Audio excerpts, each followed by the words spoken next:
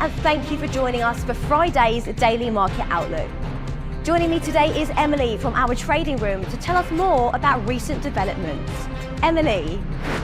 Gold prices fell as investors digested the September US jobs report, which showed stronger than expected employment figures and dampened prospects for a December rate cut. US gold futures for December delivery settled 0.6% down. Wall Street stocks slid in a sharp reversal from an early rally as technology gains faded after a boost from Nvidia's earnings and US jobs data muddied the labor market outlook. Shares of Nvidia ended lower after surging as much as 5%. Coinbase has launched Ether-backed loans for US users, allowing customers to borrow USDC against their ETH holdings without selling, in a new offering powered by Morpho and running on Base.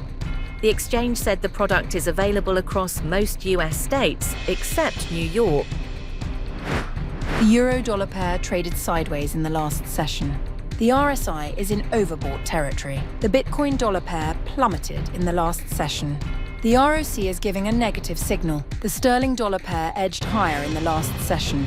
The Williams indicator is in overbought territory. The Aussie-dollar pair saw moderate losses in the last session. The RSI is giving a positive signal. The next few days will feature a busy economic calendar showcasing important reports that range in significance. Market participants should stay alert for possible fluctuations as these updates are made public. Anticipating market reactions to these updates will be vital for traders. Having an adaptable approach can help manage risk and take advantage of sudden market movements. We hope that you've enjoyed our Friday's Market Outlook. On behalf of all of us here, we wish you a productive trading day.